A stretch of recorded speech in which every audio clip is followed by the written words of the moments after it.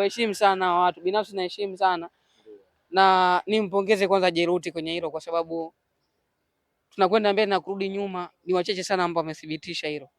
Kwa muda mfupi ambao amefanya, inajenga hata imani ya wale ambao walikuwa naona haiwezekani kwamba inawezekana.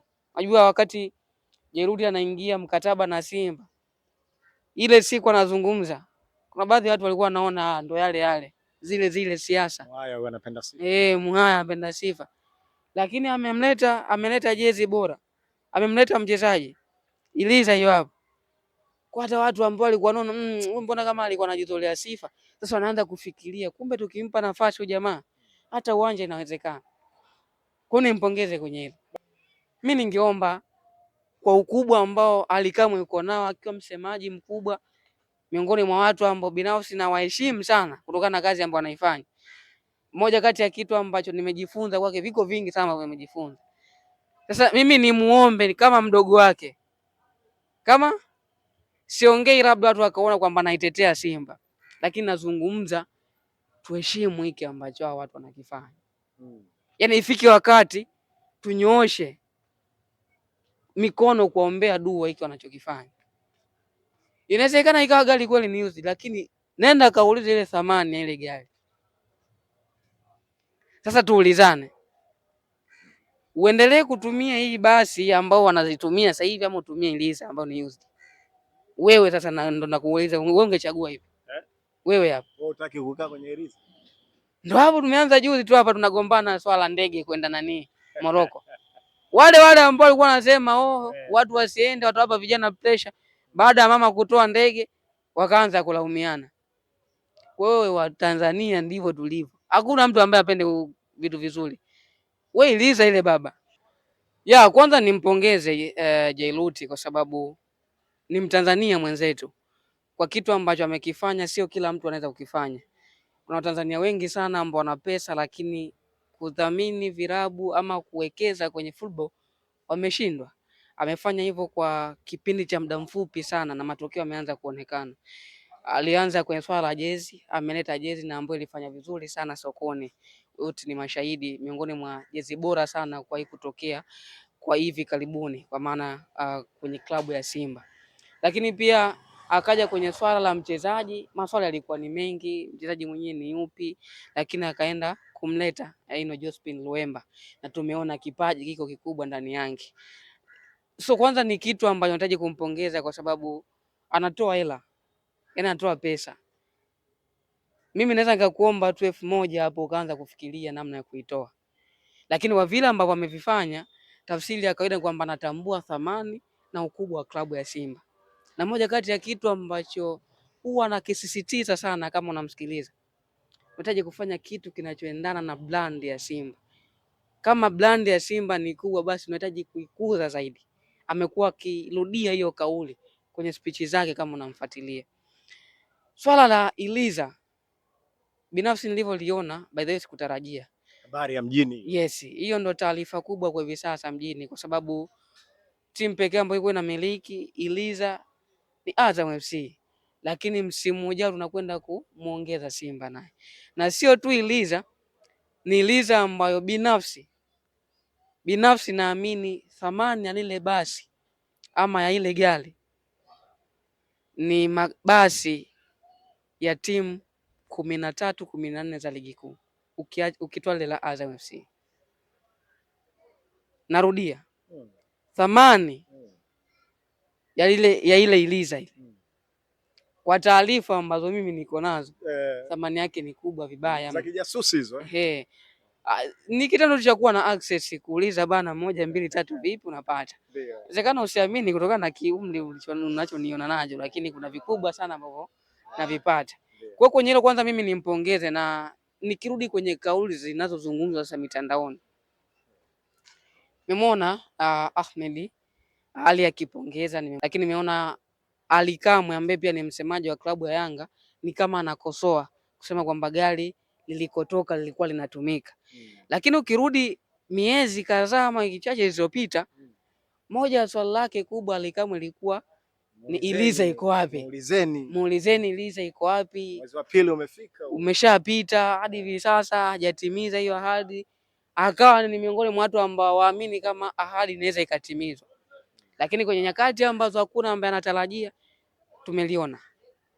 Tukirudi sasa kwenye kila anachokizungumza Ally Kamwe, kwanza yeye ni msemaji wa klabu kubwa. Binafsi najua changamoto zinazotokea kwenye klabu, anajua namna ambavyo hivi vilabu vinaendeshwa, anajua pesa ambayo anaitoa GSM, anajua thamani na namna ambavyo hao matajiri wanapata wakati mgumu kwenye kuviendesha hivi vilabu, kwa sababu wanachokidai mashabiki ni matokeo uwanjani, lakini kujua kwamba mchezaji anahitaji mshahara, mchezaji anahitaji 1 2 3, hiyo ni jambo ambalo wao hawataki kulisikia. Sasa kama unakumbuka juzi kati tu kulikuwa kuna hii project ya Yanga ya uwanja, maneno yalikuwa ni mengi sana kulingana pia na muda ambao ulitajwa kwamba uwanja utakuwa umejengwa umekamilika kwa maana miezi 18, lakini pia watu wakawa waamini. Ninachomshukuru Mungu, nilipata nafasi ya kukaa na Ally Kamwe na kumuuliza baadhi ya maswali kuhusiana na hiyo project ya uwanja.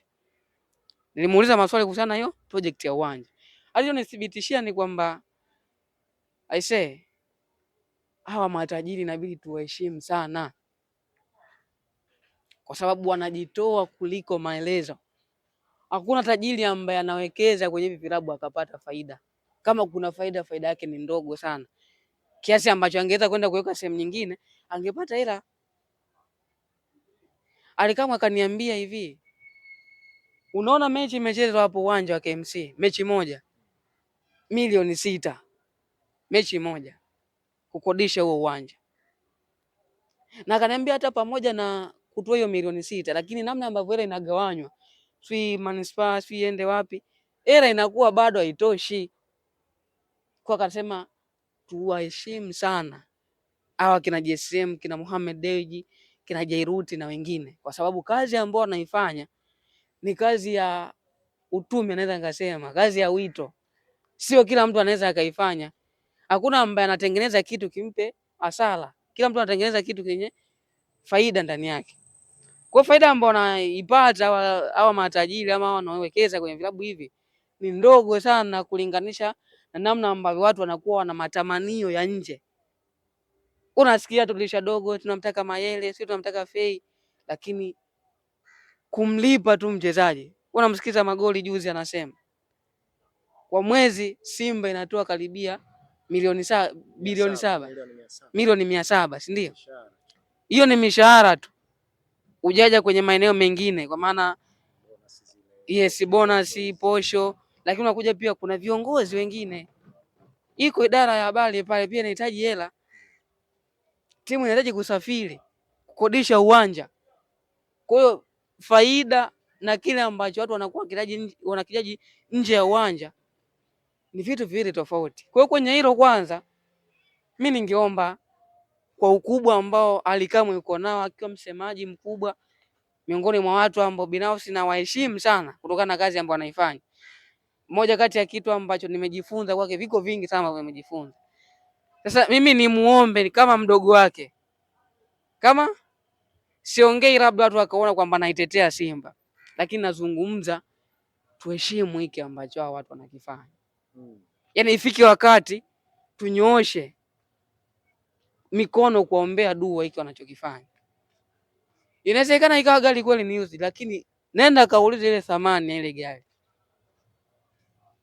Sasa tuulizane, uendelee kutumia hii basi ambao wanazitumia sasa hivi ama utumie Iliza ambao ni used?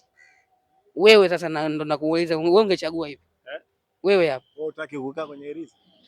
Ndio hapo tumeanza juzi tu hapa tunagombana swala ndege kwenda Morocco. Wale ambao walikuwa wanasema watu wasiende, watu hapa vijana pressure, baada ya mama kutoa ndege wakaanza kulaumiana. Wewe wa Tanzania ndivyo tulivyo. Hakuna mtu ambaye apende vitu vizuri. Wewe Iliza ile baba. Kwa hiyo kwamba wanaitaka wao. Hata tafsiri ya kawaida. Yaani hiyo ni tafsiri ya kawaida kwa anachokifanya Ally Kamwe binafsi. Kuna wakati namuelewa. Yule ni msemaji wa Yanga. Utegemea izungumzie positive way Simba. Utegemea mpongeze Simba kwa jambo lolote. Simba amekuwa na consistency ya kufanya vizuri kwenye michuano ya kimataifa. Uje kumsikia Ally Kamwe apongeze kwenye hilo hata kidogo. Lakini naamini kabisa Ally Kamwe angekuwa kwenye nafasi yake ya uchambuzi, kabla ya kujiunga na Azam kuna mengi sana mazuri angeyazungumza dhidi ya Simba. Hicho nakuthibitishia cha kwanza.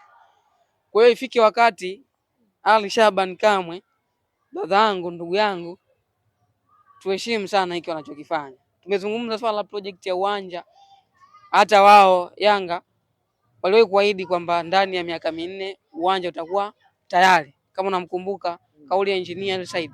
Lakini tayari anamaliza muda wake, uwanja hata bado hawajaanza. Sio kama ni ngumu kuanza, lakini unaanzia wapi ukaishie wapi? Hiyo hela ya kuanza na ukafanikisha ipo. Kwa hivyo inashindikana baadhi ya vitu kwa sababu ya hela. Kwa hiyo inapotokea mtu ametimiza jambo fulani linalohitaji pia pesa, lazima tumpongeze ndugu yangu. Mwenye kuelewa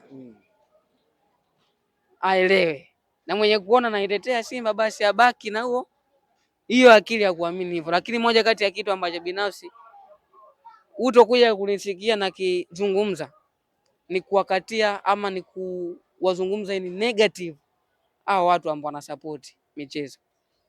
Yaani maneno tu ya nje ya uwanja kwamba kwa nini Simba isilete wachezaji kutoka nje, labda inasajili kwa mwaka inasajili wachezaji 12 wa kigeni. Kwa nini isilete tu 5 bora? Haya tunazungumza nje, lakini tukienda kwenye uhalisia, ungekuwa ni wewe ungeweza kuyatimiza. Kama unaona kufanya ni rahisi, jaribu. Yaani kama unaona ni rahisi, tukupe tu jukumu la kumlipia mchezaji mmoja ndani ya mwezi mmoja, umlipie mahitaji yake yote. Leo tunazungumza si wachezaji wa Serengeti Boys wanahitaji kupata udhamini si baba. Kwa hiyo mwenye kuelewa aelewe jamani, tuheshimu sana watu. Binafsi naheshimu sana na nimpongeze kwanza Jeruti kwenye hilo, kwa sababu tunakwenda mbele na kurudi nyuma. Ni wachache sana ambao wamethibitisha hilo kwa muda mfupi ambao amefanya. Inajenga hata imani ya wale ambao walikuwa wanaona haiwezekani kwamba inawezekana. Unajua wakati Jeruti anaingia mkataba na Simba, ile siku anazungumza, kuna baadhi ya watu walikuwa wanaona ndo yale zile siasa. Muhaya anapenda sifa. Muhaya anapenda sifa. Lakini ameleta jezi bora. Amemleta mchezaji Iliza hiyo hapo. Kwa hata watu ambao walikuwa wanaona mbona kama alikuwa anajitolea sifa, sasa wanaanza kufikiria kumbe tukimpa nafasi huyu jamaa hata uwanja inawezekana. Kwa nini nimpongeze kwenye hilo? Bwana ujamaa alichosema Yusufu kwamba watu sasa hivi wameanza kufikiria kwamba endapo tukimpa nafasi Jeruti hata uwanja unawezekana kwa wekundu wa Msimbazi Simba. Maneno yake mwanangu wa faida. Nimefurahi bana ndugu yangu, nimekutana na wewe. Asante, shukrani sana na naomba tuendelee kuonana. Najua sasa hivi umerudi sasa. Umeoa lakini? Kuoa au mashule? Kuoa hapa nitabidi nikae na mkurugenzi kwanza. Tuyazungumze. Nakualika harusi. Umeoa? Ulikuwa Tanga ndugu yangu, kule nasikia bana ukifungiwa ndani kutoka ni ngumu. Mimi nimetoka, mimi ndo wa kwanza kutoka. Inawezekana umetoka lakini kwa kuchelewa sana. Naona kuna kupigia ndugu yangu. Bana, hii ni SFTV kama dawa. Mkojani mwenyewe official Kojani Finest Abdallah nyuma kamera. Shabani kwa bora kabisa na